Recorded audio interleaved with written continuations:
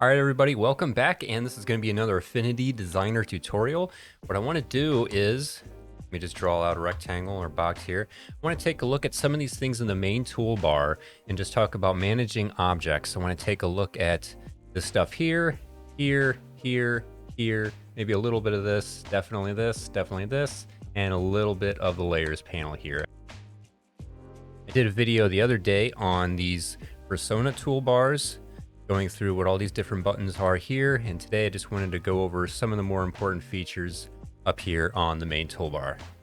Now, first things first, I just want to say that there's this context menu toolbar underneath the main toolbar, and if you have something like, say, a rectangle active here, you would have your fill, obviously the color of this object, your stroke, this is the color of the outline. You're not going to see it there because it's white, so if I just make this different color and blow out that size, you can clearly see it.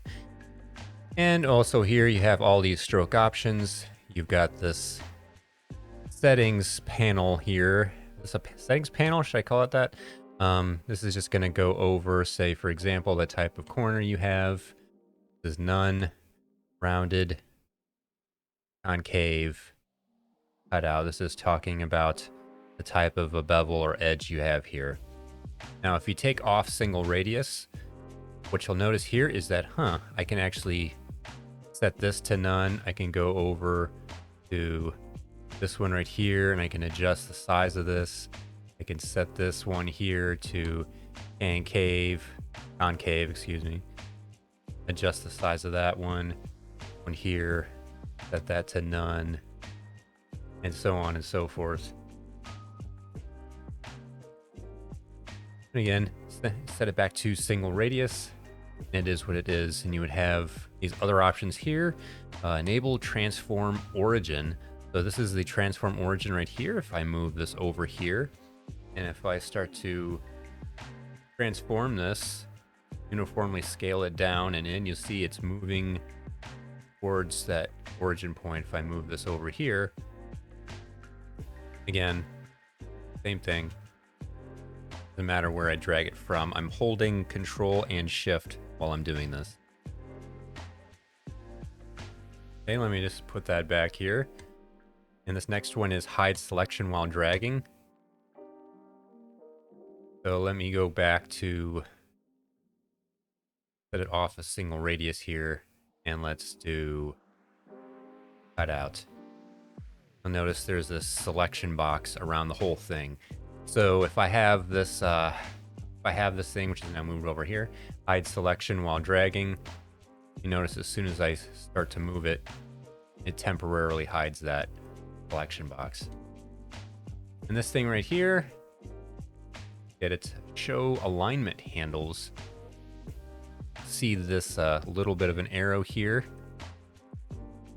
just helping you to basically to align it, because you can see this dotted line that's forming around here. So let's say if I just wanted to, this, and let's say do this. Click on this one. If I wanted to say align this to that edge, it's gonna let me know. If I wanted to align this to that edge, it's gonna let me know, and it's just making it very easy for me to align that to that. Maybe heck, if I wanted to align this point to this point, it's just making that easier for me. And this last one here, transform objects separately. What does that mean?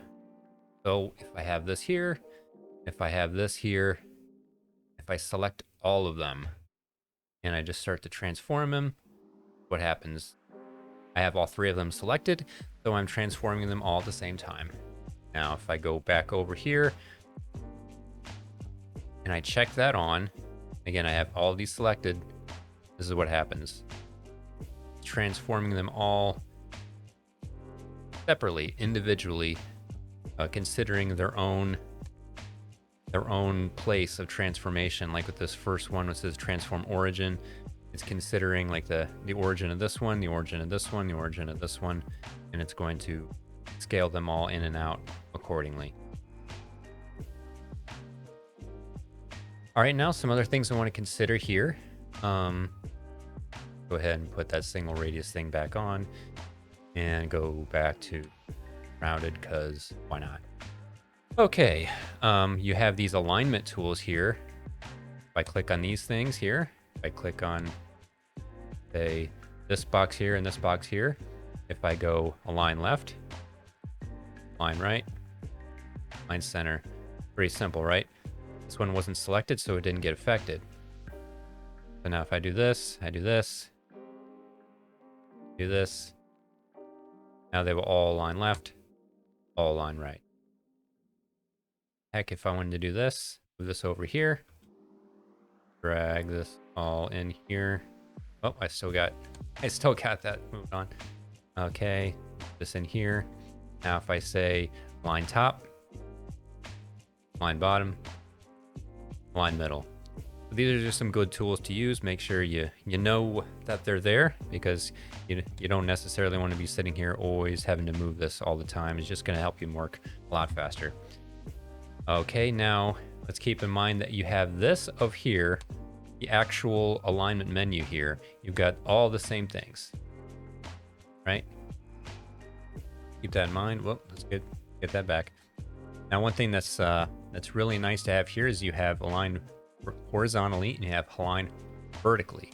Now, what if you, let's just get rid of the stroke here. Boom. Change this color because I feel like it. Move this here. I'm going to alt drag to clone out another one. Alt drag to clone out another one. I'm going to select all of them. Go back to my alignment menu here. And I'm going to say, with align vertically, I'm going to hit the space vertically option. See what that did? It took that middle one and put it exactly right in the middle one. Now, if I uncheck auto distribute, I should say, it just kind of made it so that there were 0 pixels in between them. Now, if I did this, you can literally tell it how many pixels you want there to be between them. And this is kind of capping off at certain values. You can go in here and you can change it to anything quickly. And the same rules would apply horizontally, obviously. Move this over, select them all. Align horizontally, face horizontally. There you go. An easy way to get these things exactly spaced out. Again, auto distribute, turn that off. And you can tell it exactly how many pixels space in between. Super useful, good to know. All right, now let's just go ahead and drag out another one. Change the color. Let's feel like it. And let's give it some noise for no apparent reason. If you don't know, if you just click on this thing where it says opacity, then you get noise, and you get opacity. All right. Now, what do we have here? Flip horizontal, flip vertical, rotate counterclockwise, rotate clockwise. Pretty self-explanatory, right? Just do some shape builder stuff here and just make this image a little less obvious. So when I do that, I'm just flipping it, mirroring it, doing some kind of a symmetrical flipping from left to right if that's not obvious. And then again here, flip horizontal and vertical.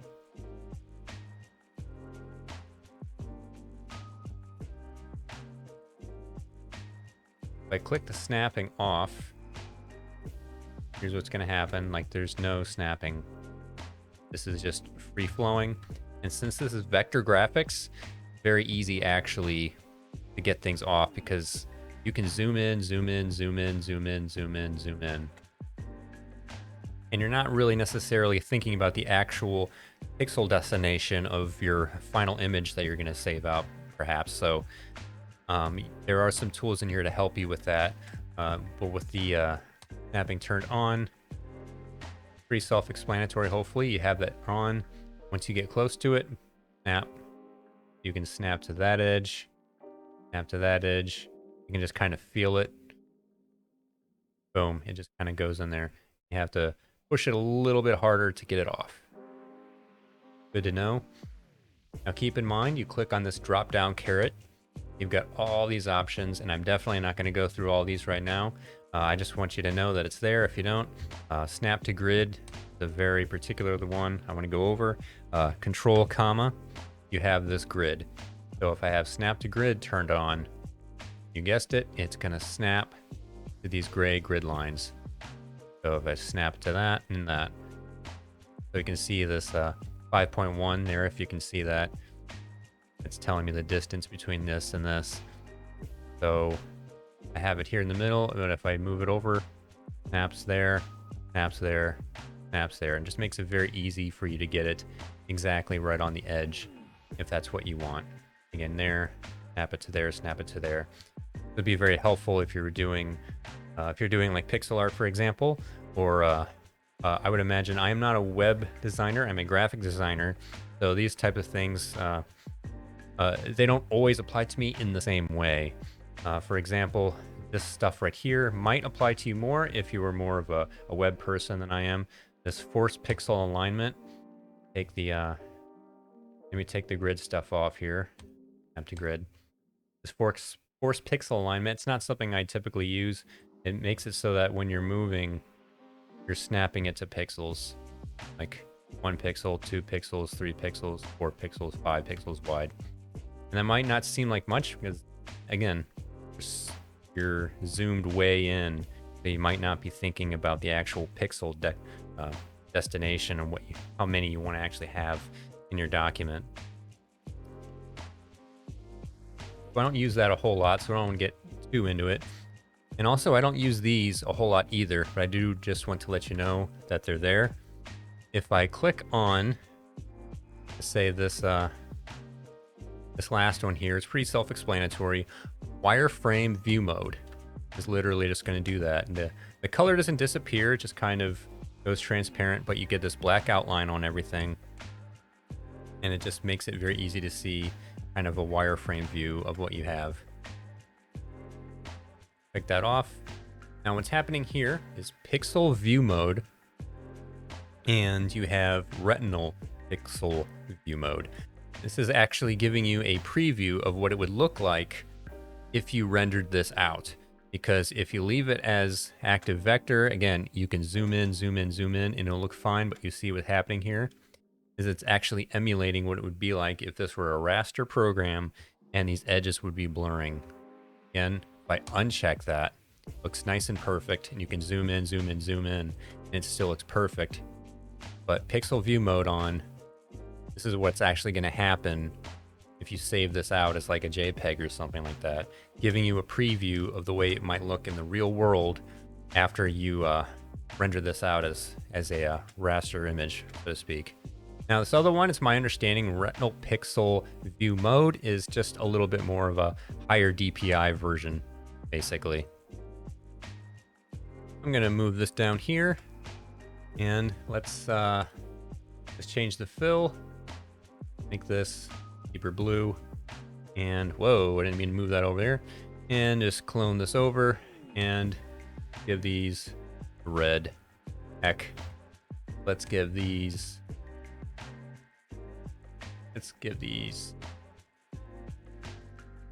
for no apparent reason. All right, now I'm going to move this over here, this over here, this over here, and what you're seeing here is a hierarchy, or the layer stack here. You can move over to your layers and you can see what's on top of what. So now, if I take this green here, that's the third layer from the top. If I look at what I have here, I've got move to back. It moves it all the way down. Now, this one says move forward 1. You see it moves it up a layer. And move back 1. Forward 1, forward 1. It's just literally moving it up the layer stack. Now, if you go move to back, it sends it all the way back. So, of course, move to front and moves it all the way there. So just keep that in mind. A lot of times you're just going to use hotkeys for this. Control and bracket is going to move it by 1. So by holding control, if I hit the bracket keys, like left bracket key, right bracket key goes up. And if you want to go all the way back, Control Shift bracket key.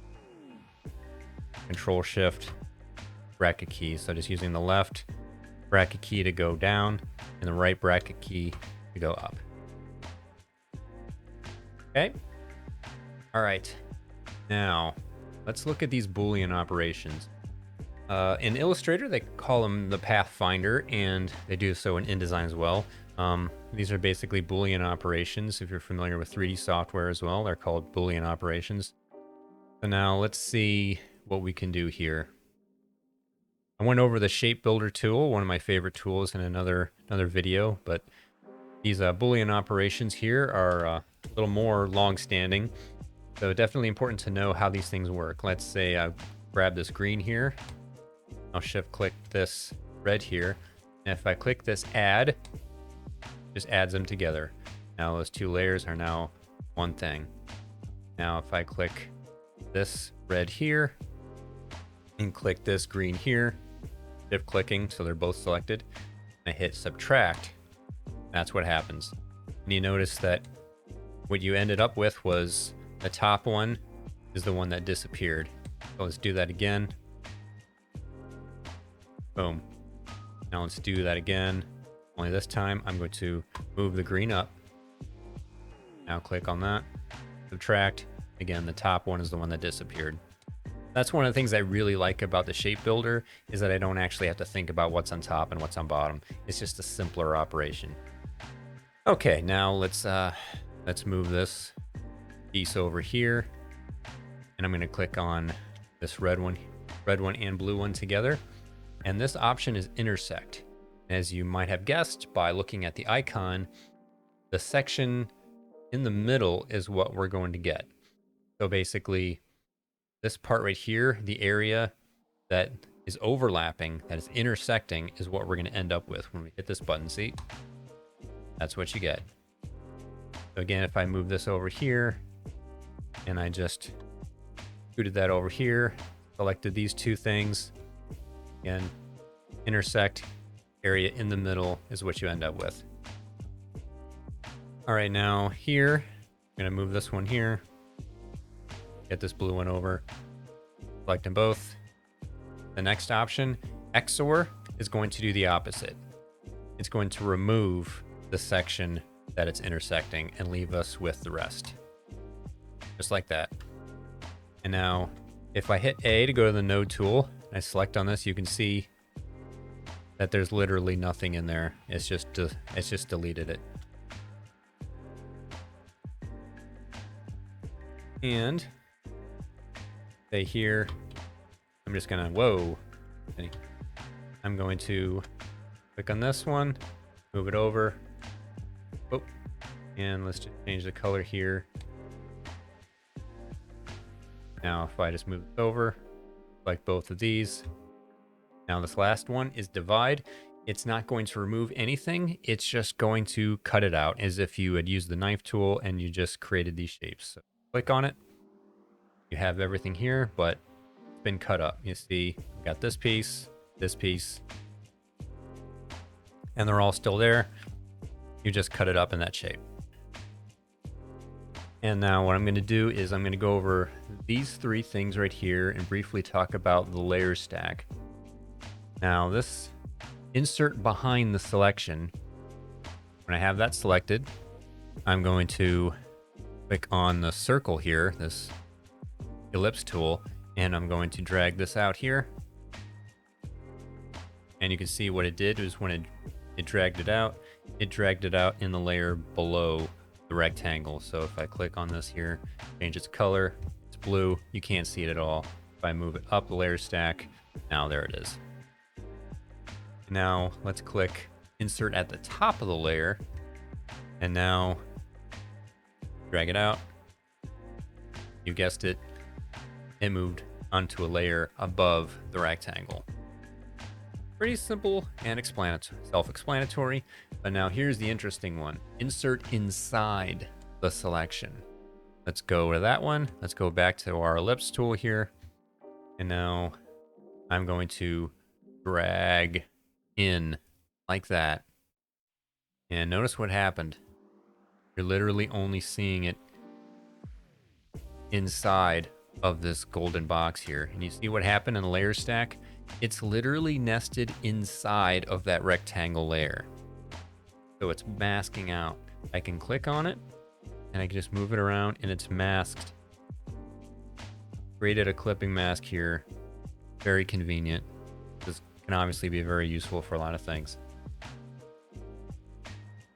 So just keep that in mind. And real quick, going over some things here. You notice when you have something nested like this, you can always click on this. If I go down, there you go. Now it's just a normal layer below it. Quick way above it is just a normal layer above it. But now here's what I have to do. If I click here and move it into where it says rectangle, and nest it inside. Drag it out. If I click here over to the very left where there's this kind of icon here next to the gold, it will do the same. Drag it out. Anywhere over here, it will do the same. It will still nest it in there. However, if I drag it in to right where the gold is, boom. It's actually completely clipping it out.